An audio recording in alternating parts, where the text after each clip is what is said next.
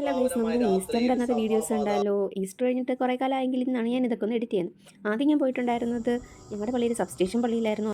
അവിടെ ഈസ്റ്ററിൻ്റെ തലേന്ന് രാത്രി 7 മണിക്കായിരുന്നു കുർബാന. അങ്ങനെ ആ കുർബാന കഴിഞ്ഞിട്ട് ഞാൻ പിന്നെ അടുത്ത് വന്നത് 10 മണിക്ക് എൻ്റെ പള്ളിയിലെ കുർബാനയ്ക്കായിരുന്നു. എൻ്റെ പള്ളിയിലുള്ള ഒരു ചെറിയ ഈസ്റ്ററിൻ്റെ ഉയർപ്പിൻ്റെ ഒരു ചിത്രീകരണമാണ് ഇത്. എല്ലാ വർഷവും ഇങ്ങനെ ഉണ്ടാവാറുണ്ട്. കല്ലറ തുറന്ന് യേശു ഉയർത്തെഴുന്നേൽക്കുന്നത് കാണിക്കാറുണ്ട്.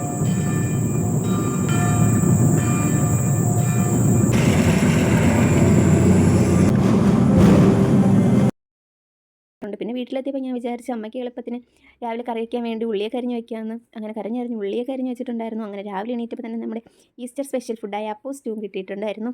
അങ്ങനെ അപ്പവും സ്റ്റൂവൊക്കെ കഴിച്ച് പിന്നെ ചേച്ചിയും ചേട്ടനും കൂടെ വന്നിട്ടുണ്ടായിരുന്നു. അവരും ഫുഡ് കഴിച്ചു.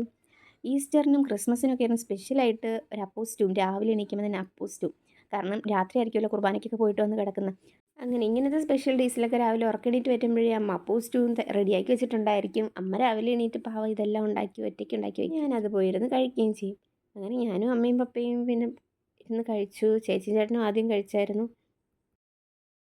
പിന്നെ ഈസ്റ്റർ ആയതുകൊണ്ട് തന്നെ ഉച്ചയ്ക്കുള്ള ഫുഡ് എന്തായാലും ബിരിയാണി ആയിരിക്കുമല്ലോ. അങ്ങനെ ഞാനാണ് ബിരിയാണി വെച്ചത്.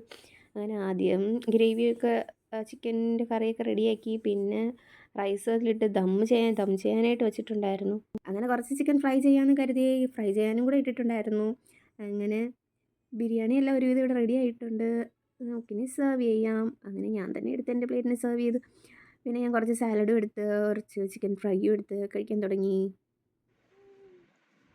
ഞാൻ ഉണ്ടാക്കിയോണ്ട് പറയണതല്ല, എന്നാലും ബിരിയാണി കഴിക്കാൻ വേണ്ടി കൊള്ളായിരുന്നു. സൂപ്പറായിരുന്നു ഗൈസ് ബിരിയാണി. ഞാനും അമ്മയും പപ്പയും കൂടെ കഴിച്ചു. അങ്ങനെ ഞങ്ങളൊരു സിനിമയ്ക്ക് കൂടെ ബുക്ക് ചെയ്തിട്ടുണ്ടായിരുന്നു. അന്ന് ആലപ്പുഴ ജിംഖാനയായിരുന്നു കാര്യവട്ടത്ത് സ്റ്റേഡിയത്തിൽ ഉണ്ടായിരുന്നത്. അങ്ങനെ ആലപ്പുഴ ജിംഖാന ബുക്ക് ചെയ്തിട്ടുണ്ടായിരുന്നു. അങ്ങനെ ഞങ്ങൾ റെഡിയായി ആയിരുന്നു ഫുഡ് കഴിച്ചുകൊണ്ടിരുന്നത്.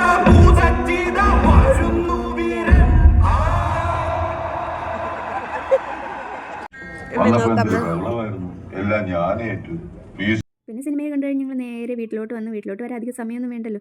കാര്യവട്ടത്ത് തന്നെയാണ് ഞങ്ങളുടെ വീട്. സ്റ്റേഡിയവും കാര്യവട്ടത്താണ്. സ്റ്റേഡിയത്തിനുള്ള കാർണിവലിലാണ് ഞങ്ങൾ സിനിമയ്ക്ക് പോയിട്ടുണ്ടായിരുന്നത്. പിന്നെ വീട്ടിലെത്തിയപ്പോൾ അമ്മ ചായ ഇട്ടെന്ന് ചായയോടെ ഒന്ന് കഴിക്കാൻ വേണ്ടി ഡോനറ്റായിരുന്നു ഉണ്ടായിരുന്നത്. അങ്ങനെ ചായയും കഴിച്ച് പിന്നെ രാത്രിയായപ്പോൾ ഒരു പാഷൻ ഫ്രൂട്ട് അവിടെ ഇരുന്ന് കണ്ടിട്ട് അതിന് ഞാൻ എടുത്ത് കുറച്ച് പഞ്ചസാര ഇട്ട് കഴിച്ചു. അപ്പോൾ ഇത്രയുള്ള വീഡിയോ ഇഷ്ടപ്പെട്ട ചാനലിലൂടെ ഒന്ന് സബ്സ്ക്രൈബ് ചെയ്തേക്കണേ. Thanks for watching. Bye guys.